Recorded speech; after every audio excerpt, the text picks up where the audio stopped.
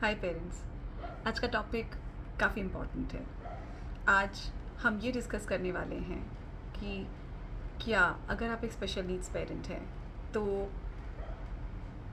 Effectively कम पैसों में क्या अपने बच्चे को अच्छे से रेज़ किया जा सकता है, क्या उसे वो सब सिखाया जा सकता है जो कि हम चाहते हैं सिखा पाएँ as a special needs parent.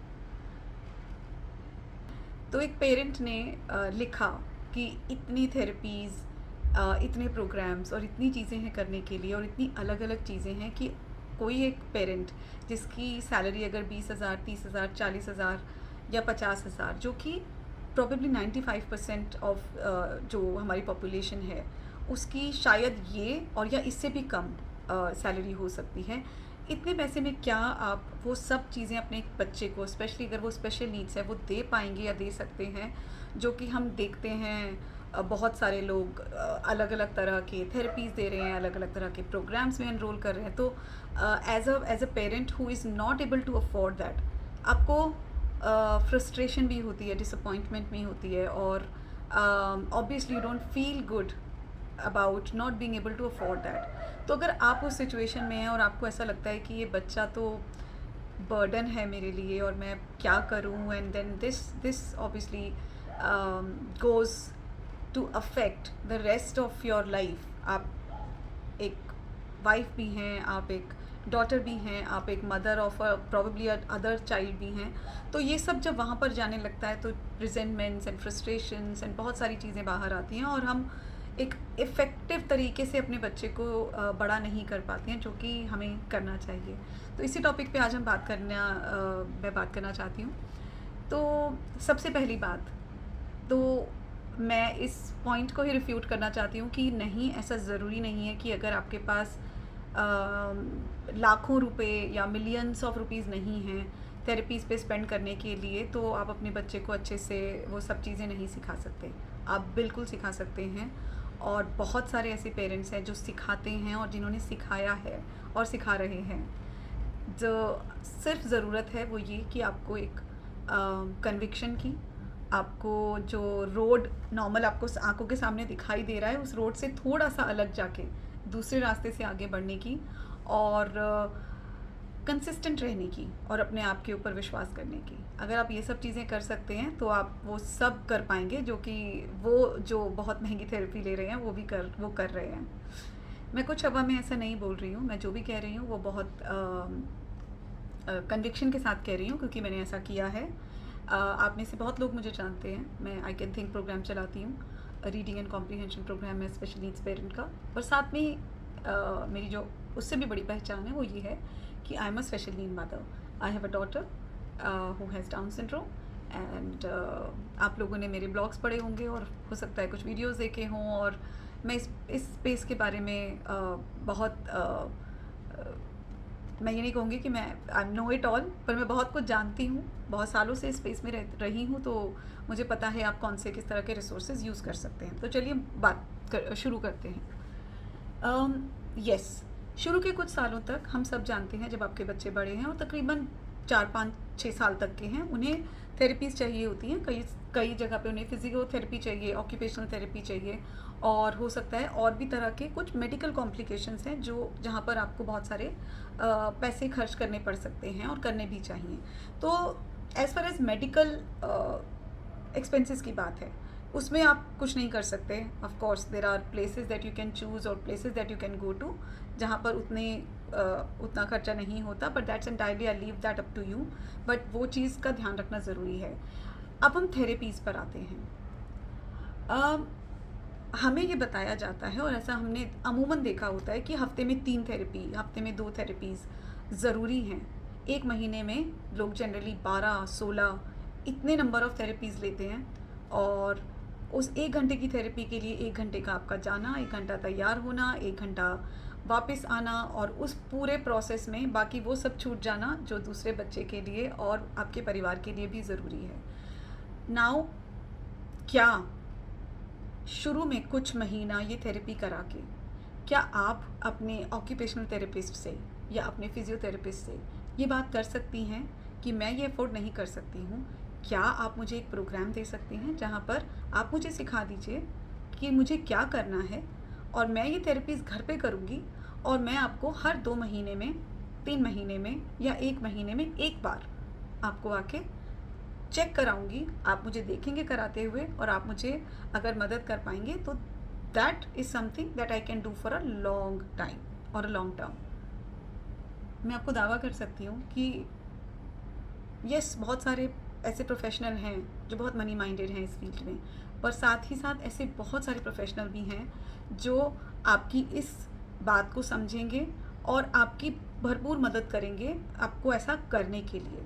तो अगर आप ऐसा चाहती हैं, रीच आउट कीजिए। अगर एक थेरेपिस्ट आपको इस चीज़ के लिए राज़ी नहीं है, आप दूसरे थेरेपिस्ट से मिलिए, अपने साथ वाले पेरेंट्स से पूछिए और लीजिए 3-3 महीने के प्रोग्राम्स, जहाँ पे आप खुद घर पे बच्चे के साथ काम करें और आपका बच्चा वो सब चीज़ें कर पाए जो वो बच्चा कर पा रहा है, जो 12, 16, 20 थेरेपी ले रहा है और प्रॉब्ली महीने के 30, 40, 50 हज़ार रुपये एक थेरेपी सेंटर में खर्च कर रहा है। तो ये तो हुई बात थेरेपी की। ओके, स्पीच थेरेपी की बात करते हैं। Yes, in some cases speech therapy is important, but in many cases it is not. Problem ये है कि हम समझ ही नहीं पाते हैं, हम जानना ही नहीं चाहते हैं, या हम कन्विक्शन के साथ पढ़कर एक इन्फॉर्म्ड डिसीजन नहीं ले पाते हैं कि कितना ज़रूरत है और कब तक ज़रूरत है।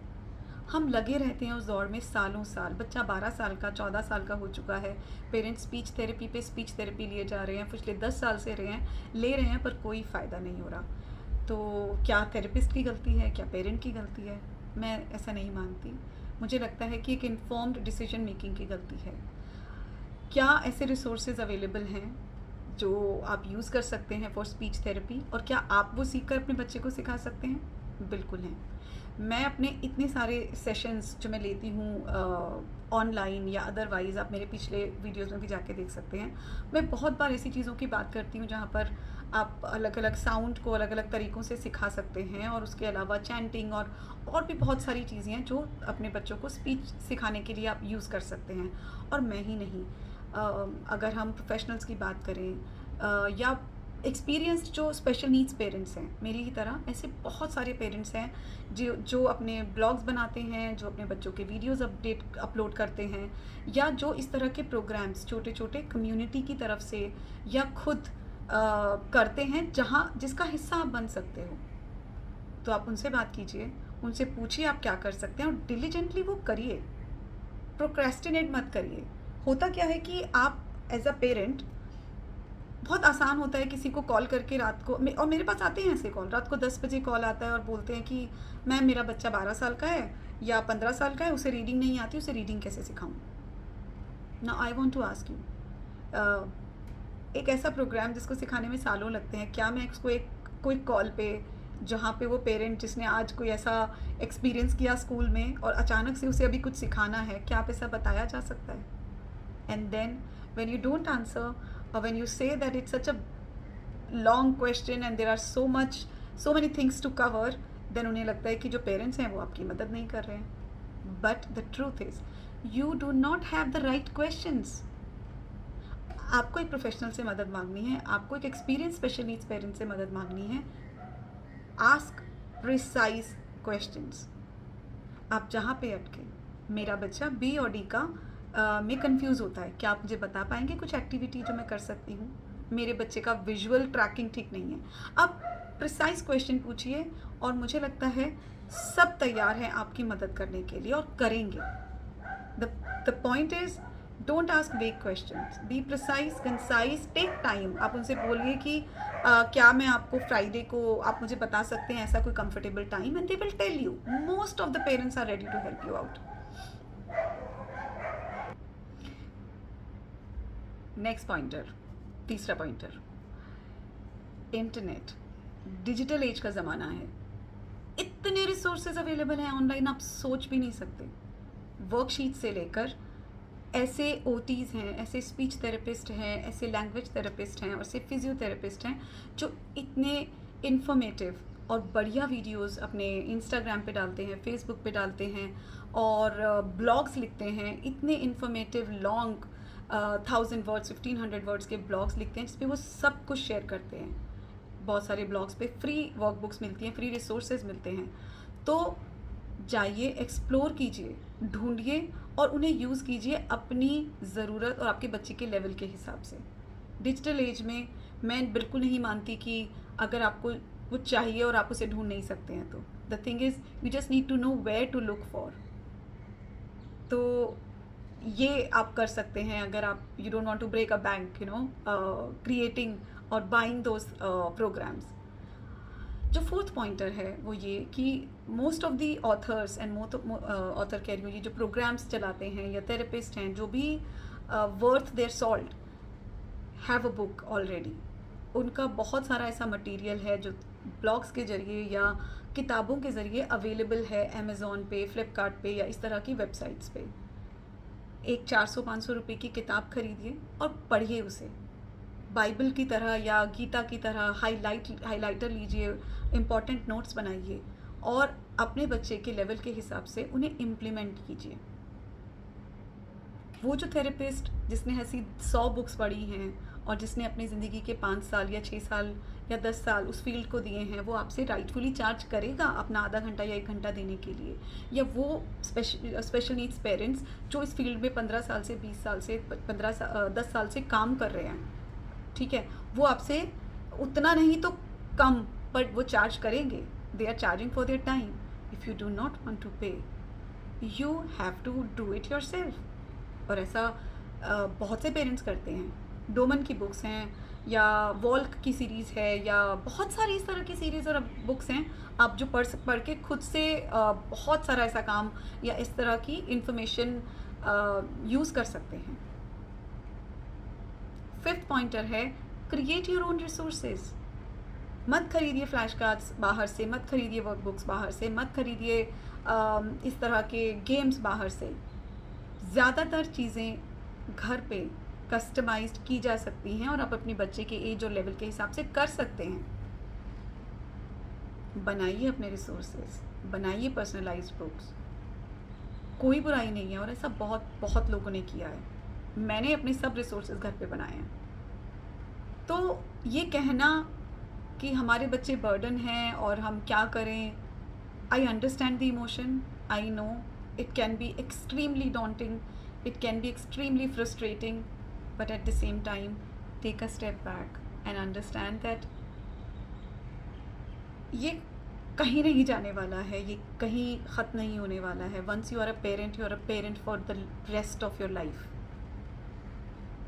ये चीज़ आपके साथ ज़िंदगी भर रहने वाली है, so you better be equipped for it, you better learn the tricks of the trade।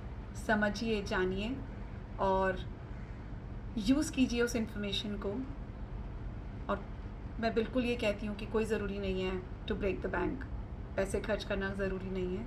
सिर्फ ज़रूरी है तो कन्विक्शन होना, काम करना, समझना और कंसिस्टेंटली काम करते रहना। I hope you'd find this video helpful. If you do, please share it with other special needs parents, and you can always reach out and join my community. I have a WhatsApp community. You can reach out to me and I'll add you, जहाँ पर मैं काफ़ी जो parents के questions हैं वो answer करती हूँ और जो भी मुझसे रिसोर्सेज बन पाते हैं मैं वो फ्री शेयर करती हूँ। और ऐसी बहुत सारी कम्युनिटी और बहुत सारे लोग हैं जो ऐसा कुछ कर रहे हैं, तो उन कम्युनिटीज़ का हिस्सा बनिए, सही क्वेश्चन पूछिए, एम्पावर बनिए और खुश रहिए। Thank you so much, take care, bye bye.